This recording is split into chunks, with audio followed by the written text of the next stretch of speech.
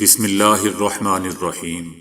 السلام علیکم دوستو، دنیا بھر کی خبروں میں آج آپ سنیں گے، لیکن اس سے پہلے اگر ہو سکے تو لائک اور سبسکرائب کا بٹن ضرور دبا لیں، شکریہ۔ روس کے پل کو کس خفیہ ایجنسی کے سربراہ نے اڑانے کا حکم دیا، پتہ چل گیا۔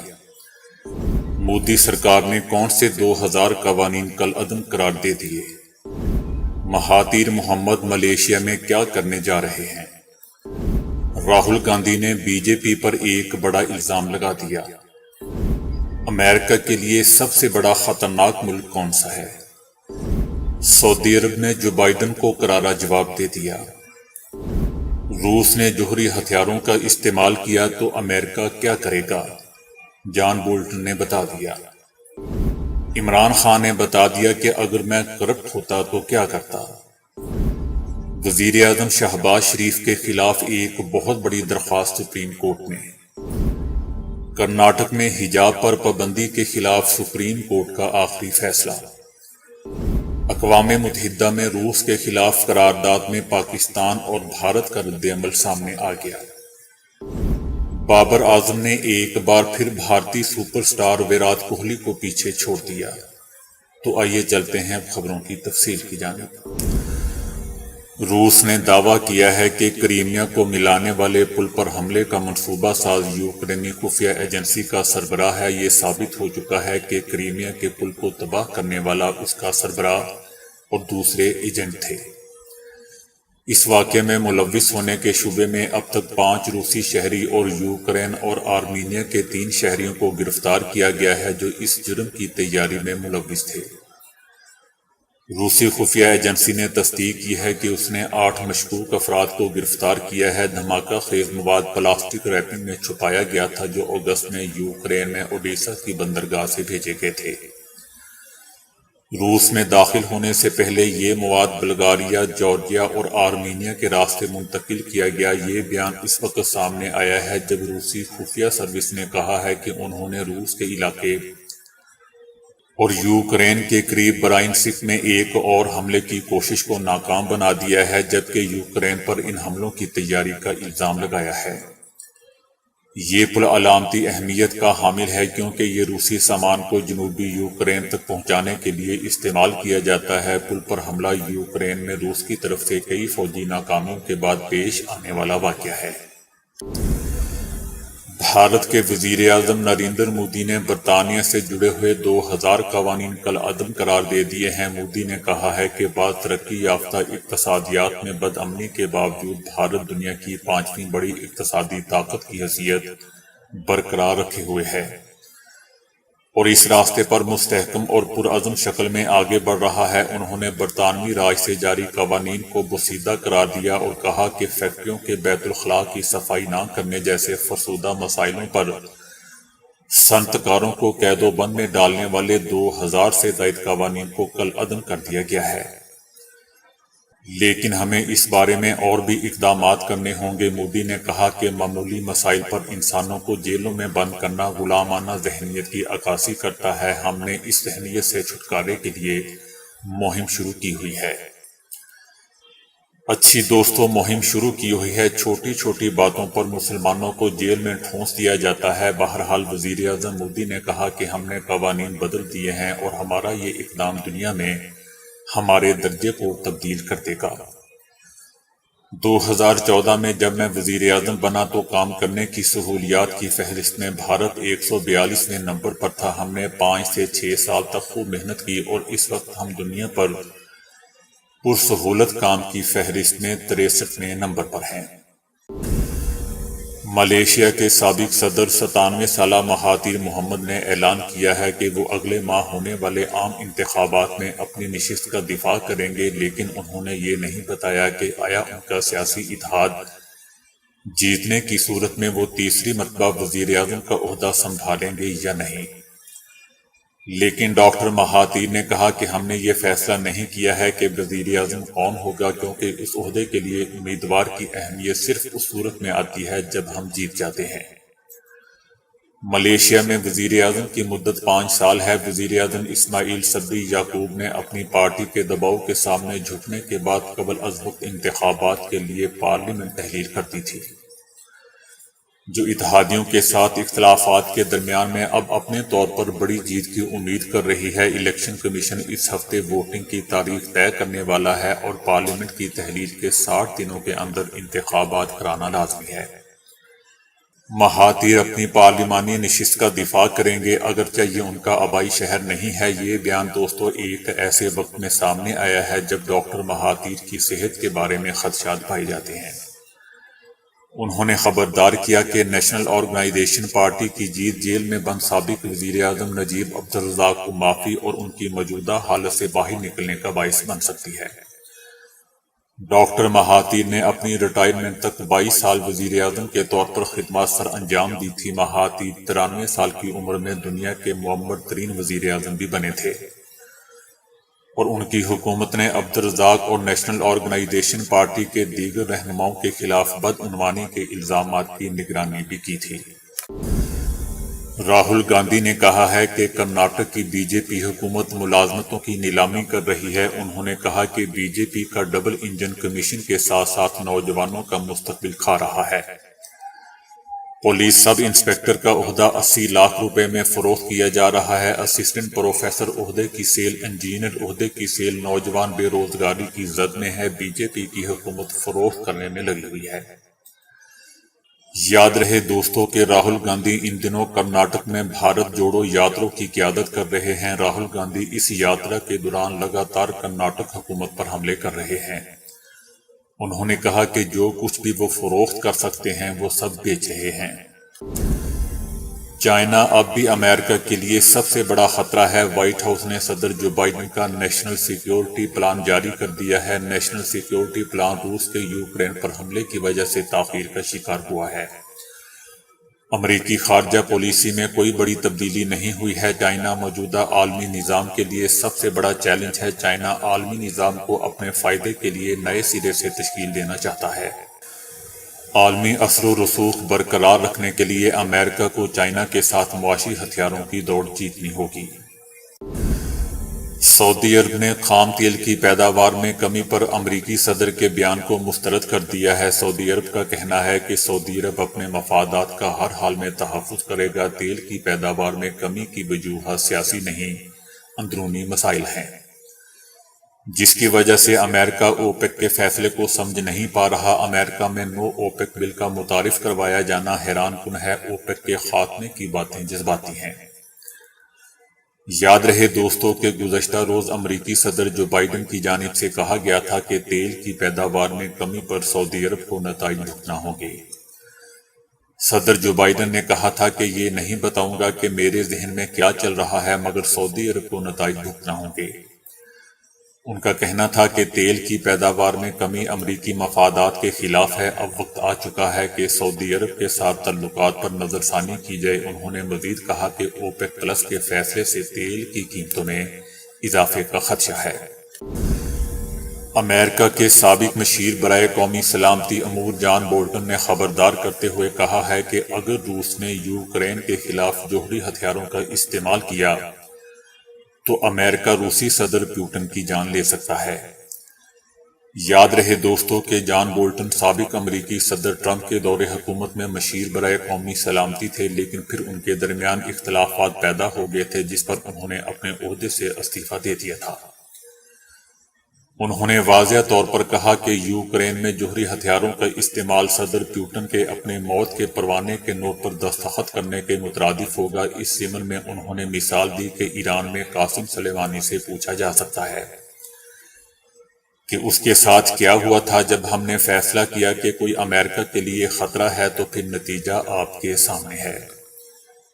جان بولٹن نے نہایت ہی واضح پیغام دیا کہ اگر صدر پیوٹن ٹیکٹیکل جوہری ہتھیاروں کے استعمال کا حکم دیتے ہیں تو وہ اپنی موت کے خود ذمہ دار ہوں گے، کیونکہ اسے روکنے کے لیے یہی کچھ کرنا پڑے گا۔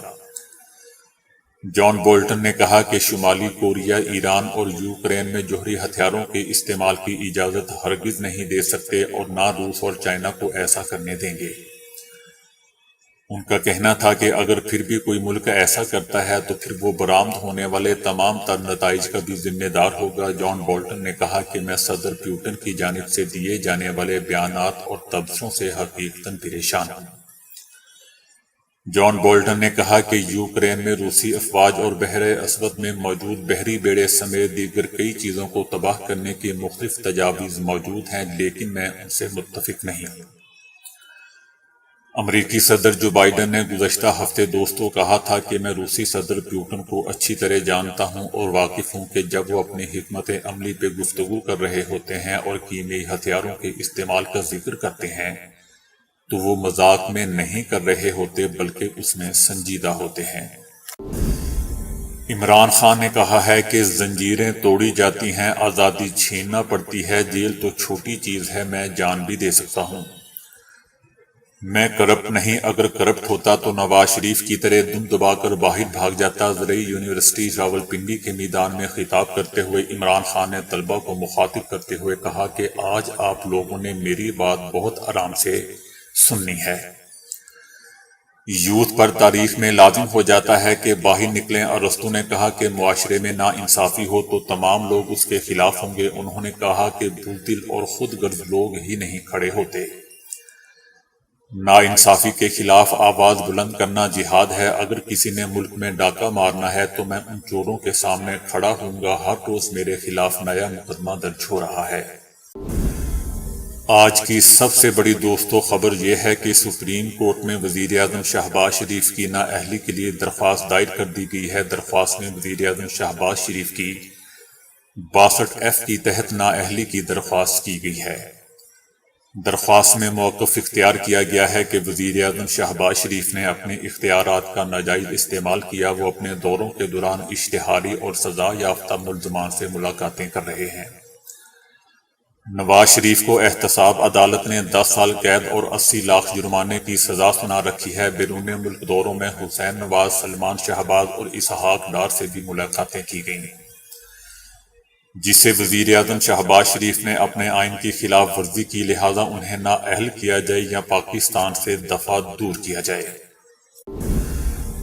بھارتی ریاست کرناٹک میں حجاب پر پابندی کے خلاف کیس سپریم کورٹ کے لارجر بینچ کو بھیج دیا گیا ہے۔ بھارتی سپریم کورٹ کے 2 رکنی بینچ نے کرناٹک میں حجاب لینے پر پابندی کے خلاف مسلمان طالبات کی درخواست کی سماعت کی۔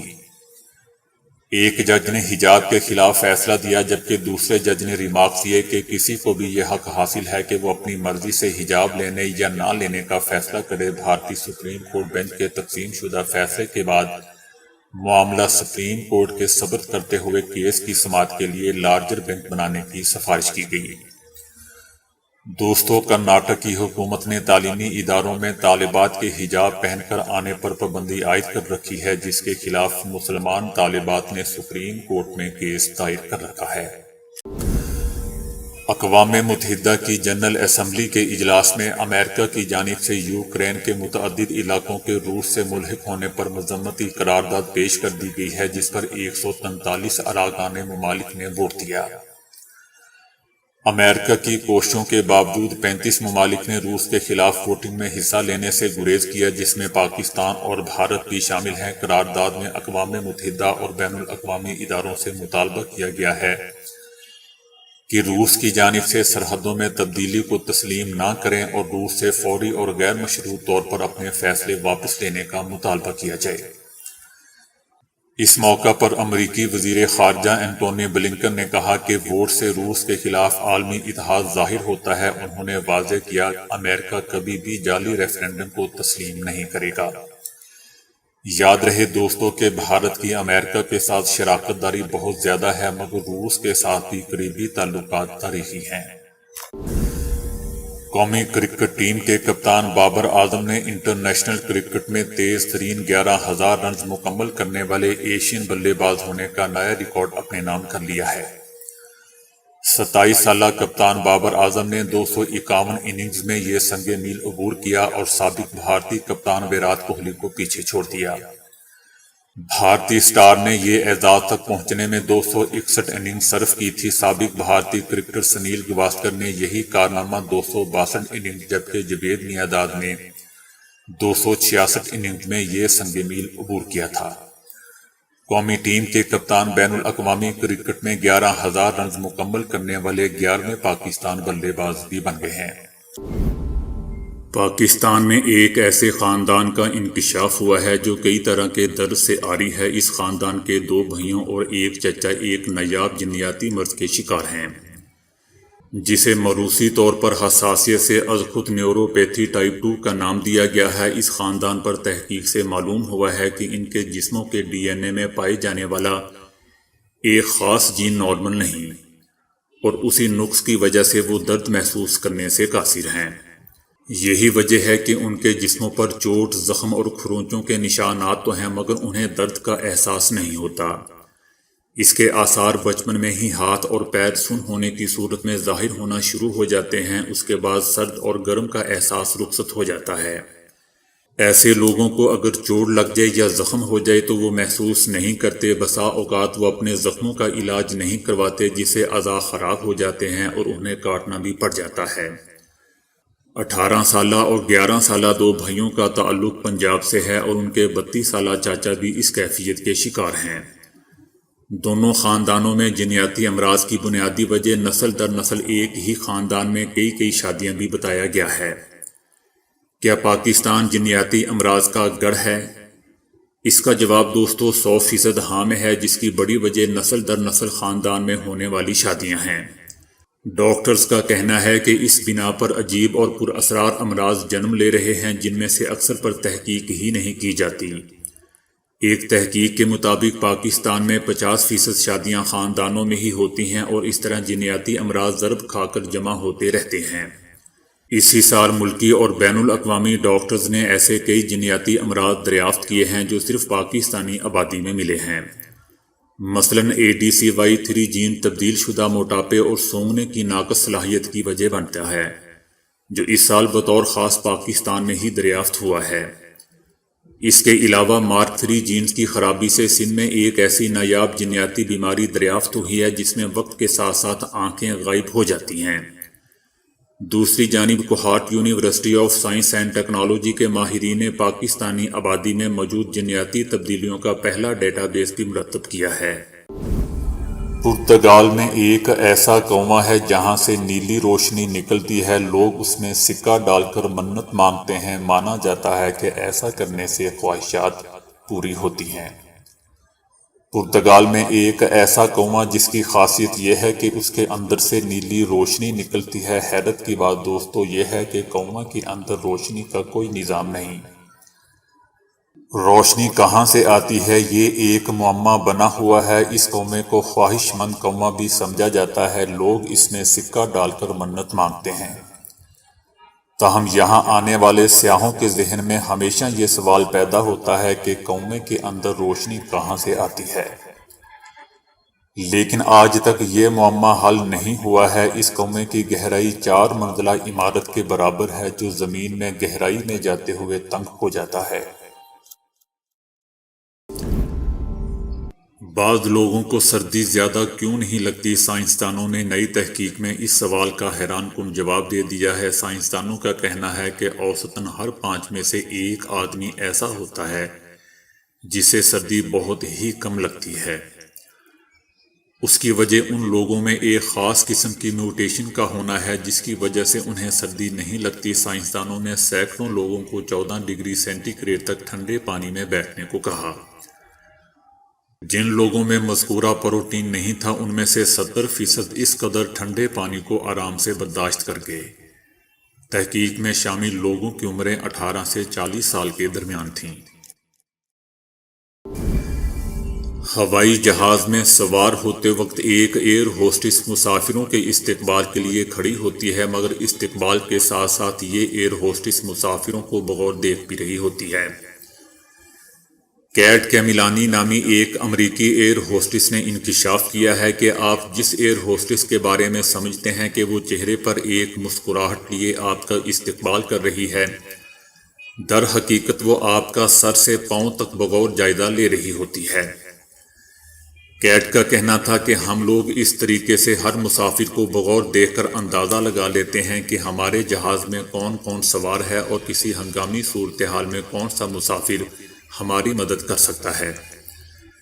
مثال کے طور پر اگر کوئی میڈیکل ایمرجنسی ہو جاتی ہے تو ہمیں اندازہ ہوتا ہے کہ مسافروں میں کون سا ڈاکٹر یا نرس موجود ہے۔ اسی طرح سیکیورٹی صورتحال کے پیش نظر کوئی فوجی یا پولیس اہلکار وغیرہ کی مدد لی جاتی ہے۔ صرف استقبال کرتے ہوئے ہی نہیں بلکہ ہم سفر کے دوران بھی جہاز میں ادھر ادھر جاتے وقت بھی مسافروں پر نظر رکھتے ہیں۔ یہی نہیں بلکہ ہم دیگر جرائم کے حوالے سے بھی مسافروں پر نظر رکھتے ہیں۔ اکثر صارفین نے دوستوں کمنٹس میں اعتراف کیا کہ انہیں آج تک یہ معلوم نہیں تھا کہ ایئر ہوسٹس ہمیں اتنے غور سے کیوں دیکھتی ہے۔ ہم ہمیشہ خوش فہمی میں ہی رہے۔ تو دوستو ابھی کے لیے اتنا ہی۔ ویڈیو کو لائک اور شیئر کرنے کا بہت بہت شکریہ۔